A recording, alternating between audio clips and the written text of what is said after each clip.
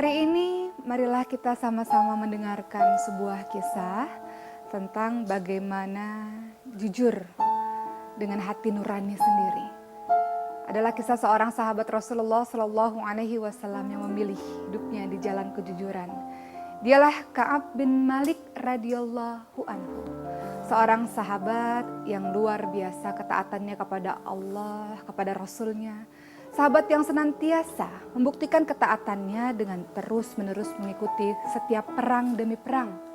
Kecuali perang Badar, karena pada ketika itu ia tidak mengetahui adanya perang Badar.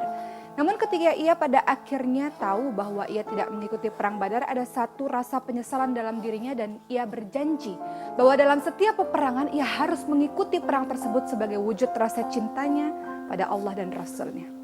Maka hari itu Rasulullah Shallallahu Alaihi Wasallam di Madinah mengumumkan secara langsung lewat bibir beliau bahwa sebentar lagi akan dilaksanakan perang Tabuk melawan Romawi.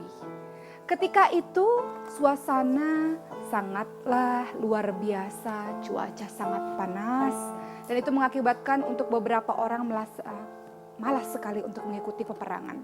Ditambah lagi di Madinah sedang musim kurma. Kurma merupakan bahan pokok makanan bagi mereka sehingga musim kurma adalah musim yang sangat ditunggu-tunggu. Di lain sisi, perang Tabuk ini memang memberikan kontribusi yang luar biasa untuk Islam. Kenapa? Karena Rasulullah SAW mengerahkan puluhan ribu kaum muslimin untuk mengikuti perang tersebut. Sehingga Ka'ab bin Malik berpikir, pastilah kalau aku tidak ikut sebenarnya Rasulullah SAW tidak akan tahu. Tidak ada yang tahu kalau satu orang saja tidak ikut. Maka Ka'ab bin Malik pun pada akhirnya menunda-nunda untuk mengikuti perang tersebut. Nanti sajalah aku bisa menyusul dalam perang Tabuk itu. Toh aku memiliki kuda-kuda yang kuat. Di tengah perang saja aku menyusul, kata Ka'ab bin Malik pada dirinya sendiri. Ia terus-menerus menunda-nunda mengikuti perang tersebut, berleha-leha dengan kurma-kurma yang mulai berdatangan di musim kurma pada saat itu di Madinah. Sampailah perang Tabuk itu dilaksanakan, seluruh kaum muslimin dan Rasulullah SAW melakukan perang tersebut sampai kembali lagi ke Madinah. Tetap Ka'ab bin Malik tidak mengikuti perang tersebut. Lalu ia pada akhirnya mulai mencari-cari teman. Siapa kira-kira yang tidak ikut dalam perang Tabuk tersebut biar aku ada temannya.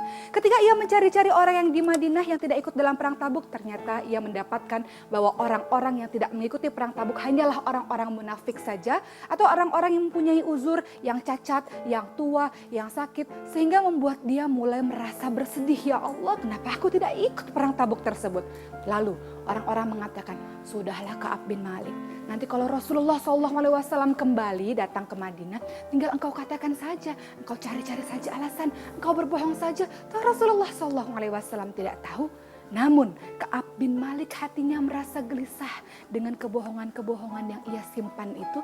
Pada akhirnya ketika Rasulullah SAW kembali dari perang Tabuk dan menuju ke Madinah, kemudian Rasulullah berada di masjid, satu persatu orang mulai datang memberikan kesaksian kenapa tidak ikut dalam perang tersebut.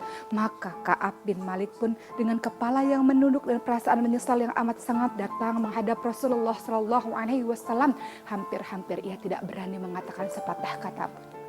Apa yang dikatakan oleh Rasulullah? Wahai Ka'ab, kenapa kau tidak ikut dalam perang Tabuk? Semua orang tahu bahwa engkau adalah hamba Allah yang sangat mencintai Allah dan Rasulnya. Maka Ka'ab bin Malik dengan hati yang berdebar-debar, ia mulai mengatakan kejujurannya. Ia mengatakan, wahai Rasul, dengan kepala yang tetap terus menunduk. Wahai Rasul, seandainya yang berada di hadapanku bukan engkau, pasti aku sudah berbohong.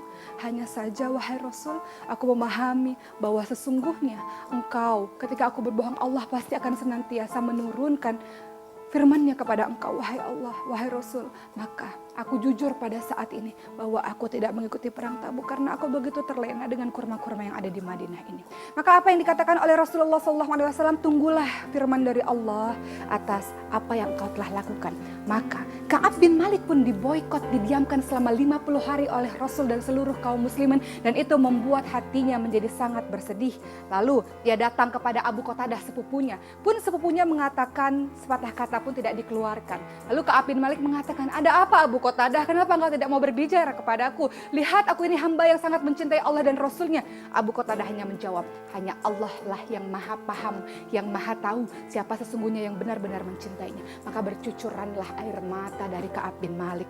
Kemudian Ka'ab bin Malik ternyata tidak sendirian. Ada 2 orang sahabat lain yang juga tidak ikut dalam perang Tabuk bernama Murarah dan Hilal bin Umayyah. Lalu Hilal bin Umayyah ini memiliki istri yang mengadu kepada Rasul. Wahai Rasul, jangan biarkan aku mendiamkan Hilal bin Umayyah. Ia orang yang sangat tua. Aku melayaninya saja wahai Rasul. Maka Rasul pun memberikan keringanan kepada Hilal bin Umayyah. Mendengar hal tersebut, seluruh teman-teman Ka'ab bin Malik pun berbisik-bisik. Ayolah lakukan saja seperti Hilal bin Umayyah supaya istrimu tetap melayanimu. Apa kata Ka'ab bin Malik? Tidak mungkin, aku ini orang yang masih muda. Betapa malu sekali aku kalau seandainya aku meminta kepada Rasul supaya istriku melayani aku. Tidak, aku harus siap dengan segala konsekuensi akibat aku tidak ikut dalam perang Tabuk ini. Maka luar biasa penderitaan yang dialami oleh Ka'ab bin Malik karena tidak pernah mendapatkan sapaan dari satu kaum muslimin pun. Sampai-sampai ada Raja Ghassan yang mengirimkan utusan kepada Ka'ab bin Malik dengan sebuah surat dengan mengatakan, wahai Ka'ab bin Malik, sesungguhnya Islam tidak memuliakanmu. Allah dan Rasulnya tidak membutuhkanmu. Kalau begitu ikuti saja agama kami. Agama yang senantiasa menerimamu apa adanya. Lalu apa kata Ka'ab bin Malik? Dia langsung merobek surat tersebut dan mengatakan, inilah ujian dari Allah Subhanahu wa Ta'ala. Tidak, aku senantiasa harus taat kepada Allah dan Rasulnya. Inilah kesalahanku dan aku sudah berjanji akan senantiasa jujur kepada Allah dan Rasulnya. Tidak masalah kalau aku didiamkan oleh Allah. Tidak masalah kalau aku didiamkan oleh Rasulullah selama 50 hari. Dia terus sholat, dia terus sembahyang, dia terus beribadah. Lalu di hari ke-50 turunlah firman Allah dalam surat At-Taubah ayat 117 sampai 119 bahwa Allah mengampuni dosa orang-orang yang telah berperilaku seperti itu. Maka seluruh umat muslim pada akhirnya berlomba-lomba berlari mendatangi Ka'ab bin Malik dan mengatakan, selamat wahai Ka'ab, Allah telah mengampuni. Selamat wahai Ka'ab, Allah telah memaafkan seluruh kesalahanmu. Maka Ka'ab bin Malik pun berlari menuju ke arah Rasulullah dan memeluk Rasulullah dan mengatakan, adakah ini firman dari Allah atau dari engkau wahai Rasul? Maka Rasul mengatakan, ini dari Allah. Maka Ka'ab bin Malik pun pada hari itu pun berjanji kepada Rasul, aku serahkan seluruh harta kekayaanku untuk agama Islam. Aku serahkan seluruh yang ada pada milikku untuk agama Rasul dan Allah. Maka aku berjanji pada hari ini, aku tidak akan lagi berdusta. Dari kisah ini kita bisa mendapatkan pelajaran bahwa kejujuran itu luar biasa.